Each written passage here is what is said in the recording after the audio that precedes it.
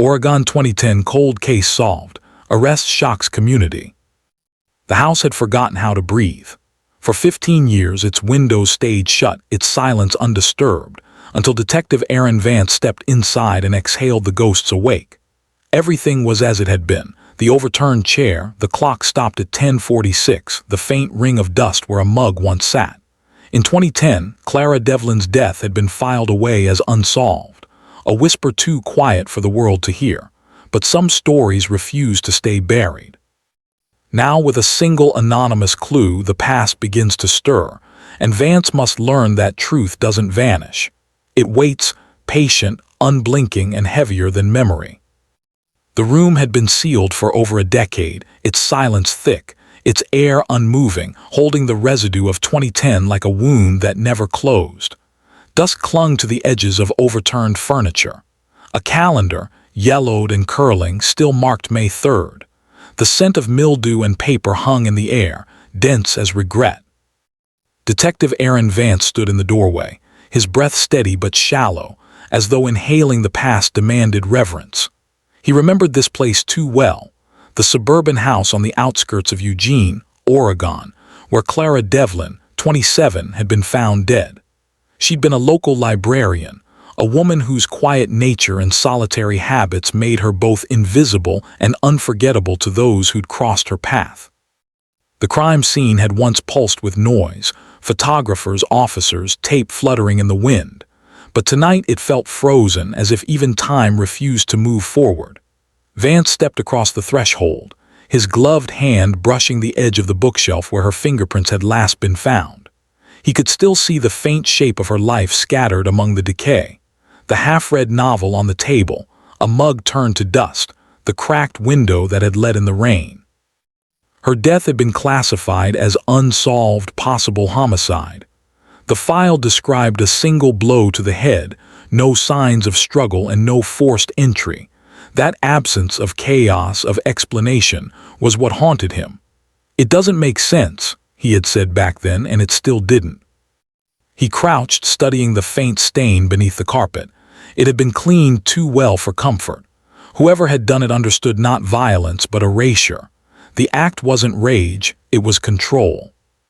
Outside, wind dragged through the trees, whispering through the cracked shutters. Vance found himself murmuring her name, barely audible. Clara. The syllables carried a weight that didn't belong to memory alone. He remembered her mother's voice the night of the funeral. "She never hurt anyone," she'd said, her tone both pleading and certain. Yet innocence, Vance had learned, was often a matter of who was left to speak for the dead. Now, years later, he stood in the same house, drawn not by nostalgia but by a summons. Something had surfaced, something small, something that might finally break the stillness. The air felt colder. A single photograph on the wall caught his attention, a blurred image of Clara at the library counter, smiling at someone just out of frame. He had missed that detail before. The shadow beside her wasn't hers. He pulled out his notebook. The investigation had begun again. 2. Case reopens due to discovery of new crucial evidence.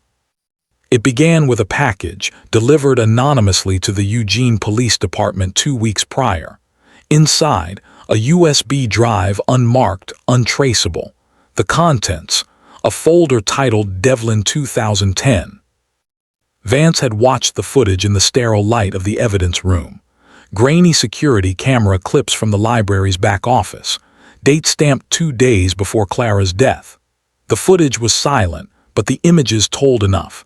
A brief exchange between Clara and a man partially obscured by a stack of returned books. The angle caught only the edge of his face, jawline, hand, a glimpse of a wristwatch glinting under fluorescent light. The case file had claimed no witnesses, no clear suspects, but this was something tangible. The watch, old-fashioned, with a square face and cracked leather band, was distinctive, the kind collectors favored. The evidence technician, Morales, had looked up from the screen. "That's not standard archive footage," she'd said. "Someone held onto this." "Whoever sent it wanted it seen," Vance replied. He spent the next few nights revisiting the old reports. Every page felt like an accusation, his own handwriting circling dead ends, his own notes betraying fatigue. He remembered the pressure to close it quietly, the whispers that Clara's death might have been accidental, maybe self-inflicted. The medical examiner had left room for ambiguity. That space had swallowed the truth. When he reopened the crime scene photos, one detail connected, the clock on the wall behind Clara's body. It read 10:46 p.m., stopped, battery drained. The library's security system had logged an access card swipe at 10:44 p.m., registered under Stephen Hale, the library's maintenance contractor at the time. He'd been questioned briefly, released. No physical evidence tied him to the murder. Vance pulled Hale's personnel file from archives. The signature leaped out, a rightward slant, confident, practiced. The same handwriting style appeared on a note found in Clara's kitchen that night, half-torn, the words faint but legible. "We need to talk. Alone." At the time, it had seemed inconsequential, a lover's dispute maybe. But now, with the footage and the handwriting, it felt heavier. He visited the evidence locker, retrieving box 14, Clara's personal effects. Inside, a locket, a receipt for coffee dated the morning of her death, and a worn paperback, The Stranger. Between its pages, tucked like a forgotten thought, was a library card not belonging to her. The name Stephen Hale. That night Vance sat alone in his car, the hum of the heater filling the silence. The photograph from the crime scene replayed in his mind, the shadow beside Clara.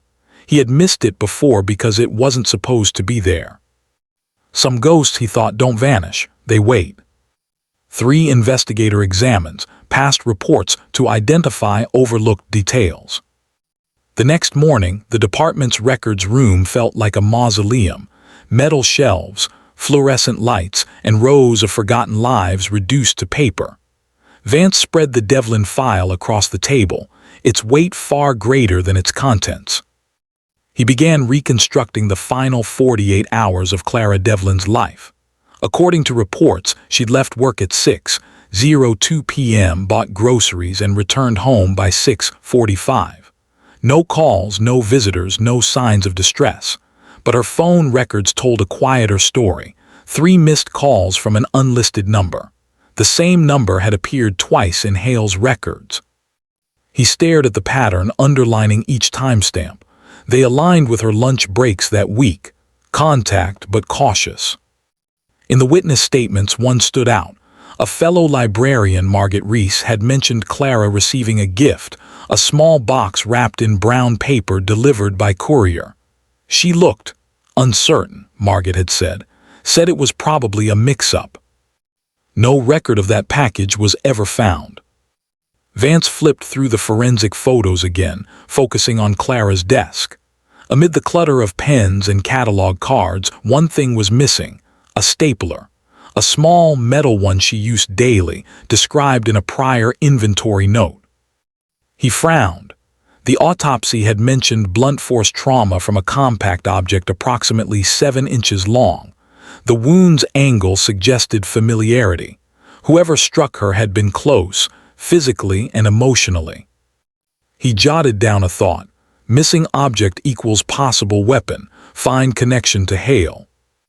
The deeper he dug, the more contradictions surfaced. Hale's alibi claimed he'd been repairing a pipe at the maintenance shed across town during the time of death. But the logbook for that site contained an entry in a different pen, ink fresher than the others. The handwriting, he noticed, tried to mimic Hale's but faltered, uneven pressure, uncertain curves. Someone had written his alibi for him. Vance leaned back, eyes fixed on the cold geometry of the evidence board. Every string, every photo, every report, pieces of a puzzle he'd once thought unsolvable.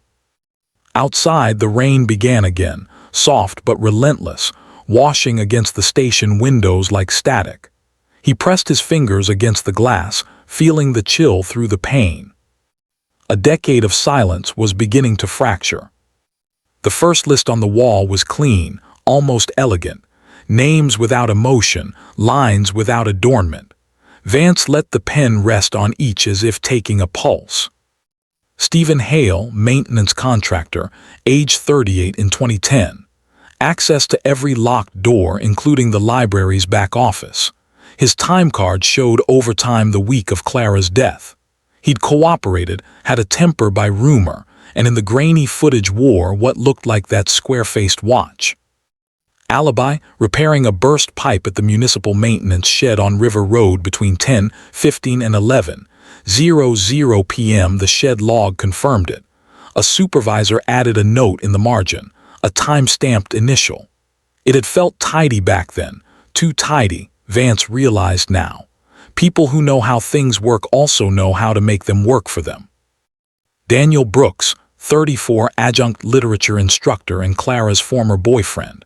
Though the word boyfriend felt too large for what the notes described, brief, careful, already fatting by the time it ended. Motive: a late email about talking through a decision she'd made. His alibi depended on placement: a departmental colloquium at the university, 8:00 to 10:00 p.m., followed by drinks with colleagues at a bar that dimmed the truth. The bartender remembered him as the quiet one who tipped in exact change. Exactness can be a kind of performance. Elliot Parrish, 62, library donor and local real estate developer whose name was carved into a bronze plaque near the circulation desk. Motive: money or the fear of losing it. Clara had compiled usage statistics for a grant renewal. Her analysis threatened to redirect funding away from Parrish's favored projects toward a community literacy program. Parrish claimed he was in Salem the night of her death, attending a dinner for donors at the State Museum. Photos existed, posed glossy, but the times were approximate, the smiles forced. Margaret Reese, 31, fellow librarian and the first person to mention the untraceable package Clara had received. Notable for her absence in the early files. A few short statements, a concise schedule, nothing to keep the eye. She described Clara with a tenderness that didn't ring false. She cataloged like she was listening, Margaret said once. Alibi: home by 9:30 p.m. alone. A neighbor saw her porch light at 10:00. Some lives leave little evidence because they prefer it that way. Vance revisited each voice. He allowed the room to fill with the sound of paper sliding, the slow drag of tape lifting old photographs from plastic sleeves. He pressed each alibi against the clock on the wall in Clara's kitchen, still fixed at 10:46 p.m., its hands a blunt accusation. Whose story aligned with machinery? Whose did not? Hale's supervisor's note, compact, angled, was the same hand that corrected typos in the shed's logbook 2 weeks later. Vance marked it. Familiarity breeds forgery. Brooks's bar receipt showed a timestamp of 10:38 p.m., 8 minutes before the clock in Clara's kitchen stopped. But the bar was 9 miles away. A drive that short could hold a lifetime if one wanted it to. Parrish's photograph bore a tell Vance had learned to trust, a shadow on the tablecloth where someone had been cropped out. Who edits a donor dinner? And Margaret, her statements left the strangest lack of friction. She left work a little tired. We didn't plan to meet. I wish I'd walked her to the car. Sentences balanced on the unspoken. Vance circled her name and put down the pen.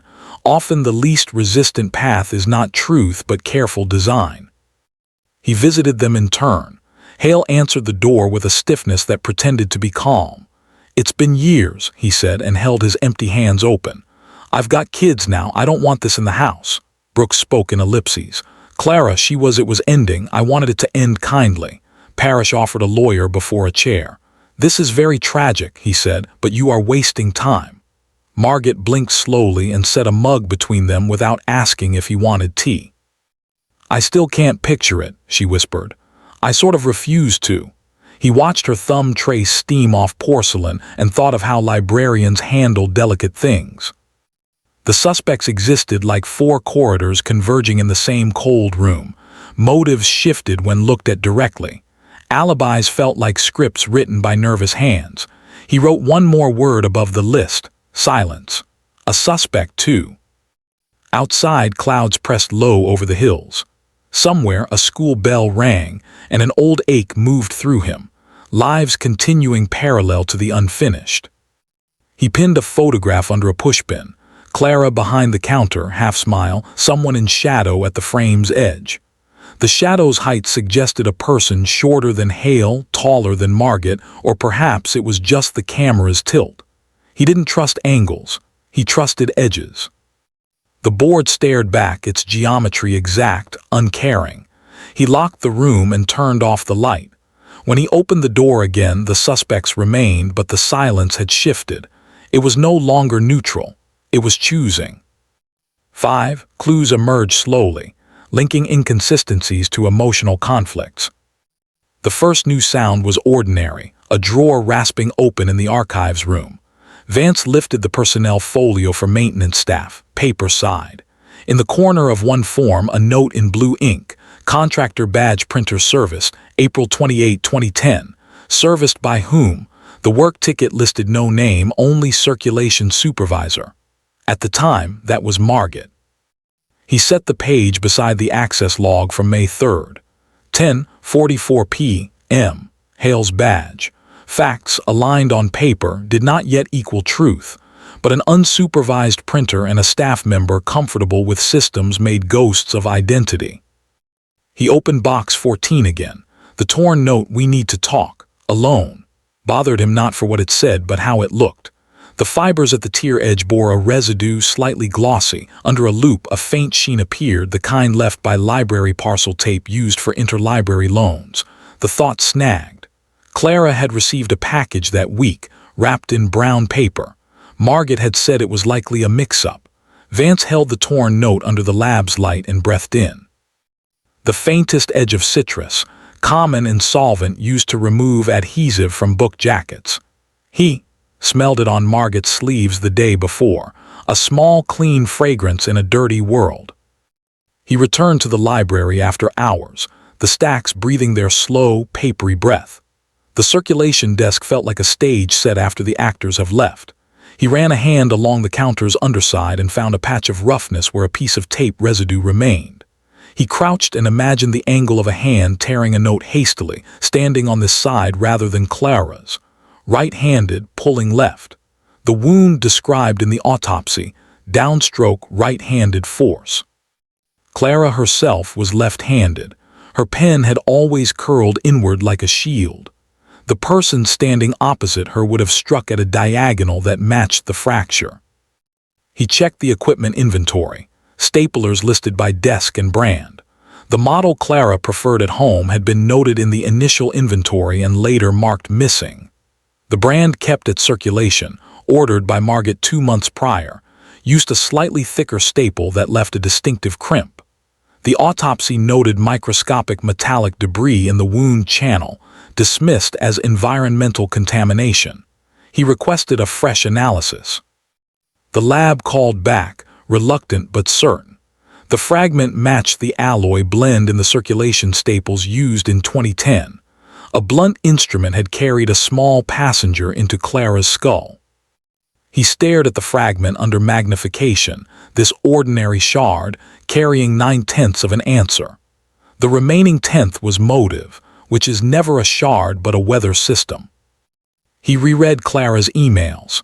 One draft unsent, opened and closed several times that week. Margaret, about the numbers. "I think we should correct the donor report before it goes to the board. The community program deserves the allocation. I'm worried we're being pressured." The draft ended without a period, the cursor hovering over a space nobody filled. He revisited Parrish's foundation documents. Money moved like water, clear when contained, invisible when absorbed. The donor-driven initiative required circulation statistics arranged in a particular narrative. The narrative matched Margaret's compiled report, which trimmed edge cases and bundled repeat checkouts in a way that lifted certain categories and diminished others. It wasn't fraud. It was curation with a purpose. He found Margaret again, late afternoon, the library nearly empty. She was mending a spine with slow concentration, her fingers patient. "Do you ever think about the lives behind the books?" she asked without looking up. "All the time," he said. "Lately, one in particular." She smiled without warmth. "You make it sound like fiction." "It's not," he said. He placed the USB drive on the desk. "Where did this come from?" A small pause, the kind that asks to be overlooked. "Anonymous, wasn't it?" "The folder name uses your cataloging convention," he said. "All lowercase, underscore for spaces.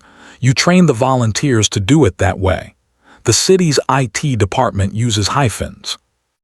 "Maybe someone paid attention," she said, and set the Mendied book aside.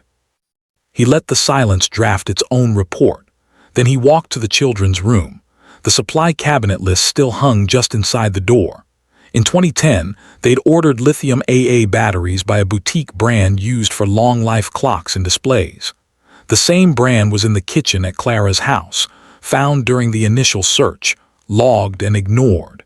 He photographed the list, enlarged the order numbers, and saw Margot's initials next to the battery line. As he returned to the desk, a mother shepherded a child past the picture books. The child waved at Margot, who lifted her hand reflexively like a benediction. Vance studied the motion, a right-handed arc, soft but certain, familiar as the curve of a signature. The inconsistencies were no longer disparate. They had acquired weight, a gravity bent by feeling, fear of losing control, of losing status, of being seen as the one who trimmed truth to fit a donor's frame. Clara had been kind, but kindness can be sharp when it cuts toward accuracy. A correction can feel like betrayal if one has built a life on careful balance. He went back to the board and drew a line from stapler fragment to circulation inventory, another from battery brand to frozen clock, another from badge printer to access log. Then a final line from unsent email to motive. The lines converged where he hadn't wanted them to, at the person with the gentlest voice. He wrote 2 words beneath the diagram: quiet violence. Paper, tape, staples, clocks, instruments of order pressed into disorder. It wasn't cinematic, it was administrative. That was what made it devastating. 6. Unexpected twist, reveals the least suspected person as killer. The knock on Margot's door sounded like a courtesy. She opened it with that same measured calm, a cardigan, the faint scent of citrus, the soft click of a chain sliding free. Vance stepped inside, another detective behind him, the present tense heavy in the hallway.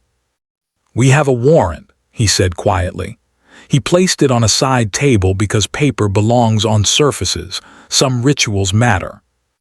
Her living room was arranged with librarian geometry, symmetry in the chairs, a centered rug, a bookshelf with spines aligned. He noticed the square-faced watch in a shallow dish by the door. The face was decorative, its hands painted on, a prop. The band was cracked leather. "Found that at a thrift store," she said, following his eyes. "It looks like the one in the footage, doesn't it? Funny." "It is the one in the footage," Vance replied. "The footage is from the office camera you knew how to access. You angled the stack of returns to hide most of your face. The watch belonged to a prop box used for a display on time in literature, pulled from your drawer. The video was cropped, not anonymous. You sent it." She exhaled slowly. "That doesn't prove anything." He walked to the bookshelf and pulled a thin folder from the second shelf, home repair receipts. He slid one free and read aloud, voice clinical. May 5, 2010. Purchase.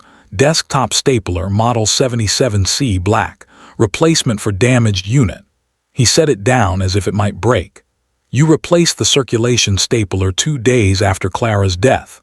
The old one disappeared from inventory the night she died. She stared at the receipt but didn't reach for it. The room seemed to tighten, like a band drawn closer around a heart. "Clara wanted to correct the donor report," Vance said. "She told you she would. She wasn't accusing you. She was insisting the system work as designed. You had shaped that system to keep fragile promises, funding that required numbers to lean a certain way.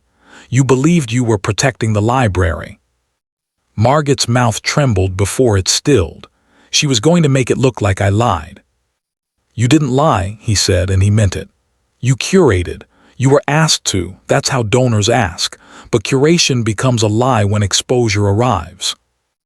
"Do you think I wanted any of this?" she asked, and her voice carried genuine pain. "Do you have any idea what it's like to keep something alive with no resources, to speak softly so people will keep giving?" The word wouldn't complete itself. "She was precise," he offered. "She was cruel without knowing it," Margaret whispered, "because she could be." He pictured the scene as it must have been. The kitchen light, the note half-torn, Clara stepping back from the counter, the argument a controlled burn. Margaret's hand reaching for what lay closest, a stapler, because everyday objects become weapons when grief anticipates itself. The single strike, not rage but the refusal of collapse. Then the clock, the battery removed and replaced to freeze time at 10:46, a mechanical alibi. The access badge, cloned earlier, used to pivot blame toward Hale. A weapon removed, an inventory quietly amended. It was not sophisticated, it was careful. Vance gestured to the couch. She sat. The other detective read her rights, the words landing with dull precision in the room. Margaret nodded at the appropriate places. When asked if she understood, she said yes. When asked if she wished to speak, she hesitated. "I sent the video," she said finally. "I thought maybe it was time." "Why now?" Vance asked. She looked at the window where rain had left tracks on the glass like erasures. "They're closing the branch," she said. "The donors left anyway." A small, flat smile. "I thought the truth might cost less now." As they stood, she reached for the cardigan draped over a chair. Her fingers paused at the cuff, then withdrew. "She loved the smell of old paper," she said, not to him. "Said it reminded her that things endure. I never told her I hated it. It always smelled like decay to me." Neighbors watched from porches as they walked her to the car. The news thread would later call it shocking, because communities prefer their monsters large and male and easily exiled. Margaret was none of those. She was ordinary, which is a different kind of horror.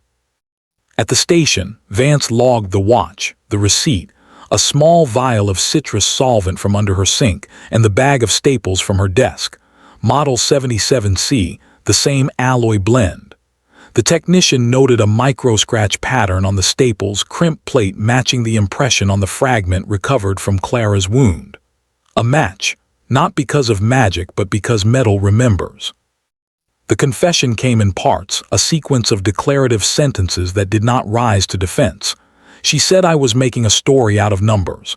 I asked her to wait. She tried to leave. I didn't mean to, a hand lifting, a single motion, the dull thud Vance had carried in his ears for 15 years without having heard it. Not coincidence. Logic misapplied to crisis. He closed the file and felt no victory. The board in the evidence room had fewer lines now, but each felt heavier. The watch face in the dish had never moved. It was painted that way, like a lie designed for distance. He thought of Clara's left-handed notes and Margaret's right-handed arc and the small hinge between intention and consequence. That hinge had snapped with a sound no one recorded. 7 ends with moral reflection. Truth isn't always visible on surface.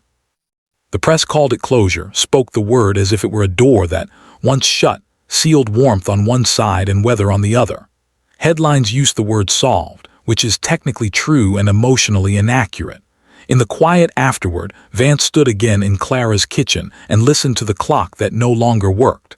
The battery sat on the counter where he had placed it that morning, a small cylinder capable of granting or denying motion. Justice had a similar shape. He traced the rim of the mug, dust long settled, a faint ring like a lunar halo. He tried to picture Clara's last hour and refused to dramatize it. No screaming, no theatrical collapse. A conversation between two people who believed themselves to be caretakers, diverging into a geometry neither could redraw. If he had learned anything in the years between, it was that most murders are not about hatred. They are about pressure against a poorly fastened seam. The community's shock, he knew, was not entirely about Margaret.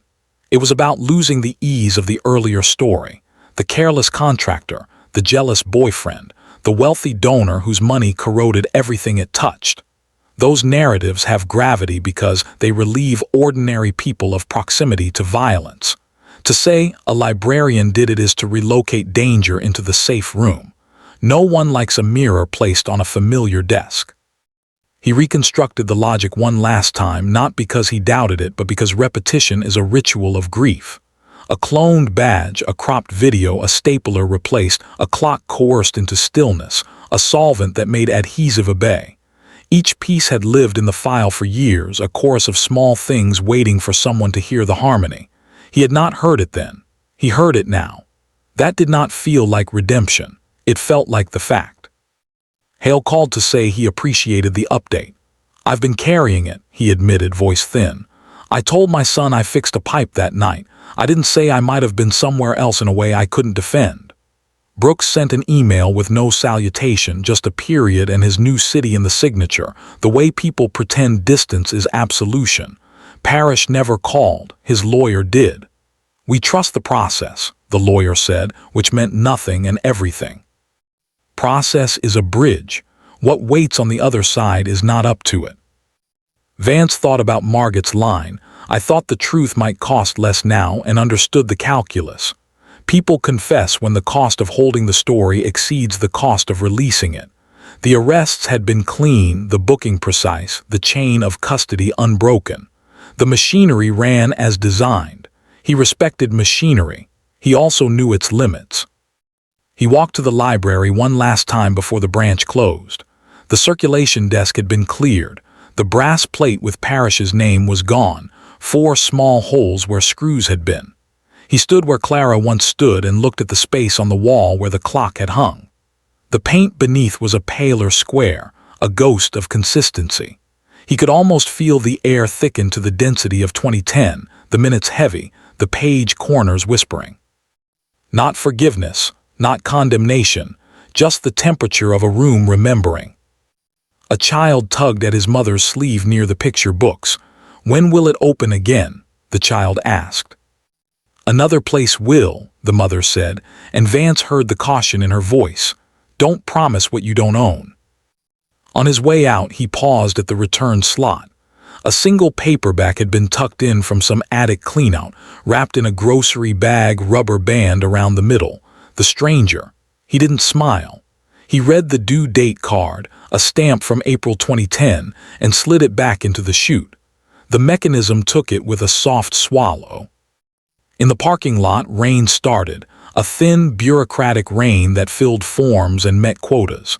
He let it tap his coat, let it mark him as present. Justice had been done because it had been documented. The record would travel, be stored, be requested, be read. He respected that too. Respect is not the same as solace. He drove to the river and parked where the water dragged itself past the concrete pylons. He thought of Clara's left-handed notes and Margot's right-handed arc and all the little decisions that pretend to be small. Truth had been visible all along, but not on the surface, not in the watch, not in the tall suspect or the rich one. It lived in the way tape tore, in the brand of a battery, in the thickness of a staple. It lived where attention is a kind of love. He sat until the light thinned. When he finally turned the key, he did not feel closure or relief, only the sober comfort of accuracy. Behind him, the city continued, sirens, tires on wet streets, conversations retreating into houses. Ahead, another case waited in a file, another room stalled in time. He placed the car in gear and thought, without bitterness, that sometimes the truth emerges not to heal but to stand. That is its dignity. That is its tragedy.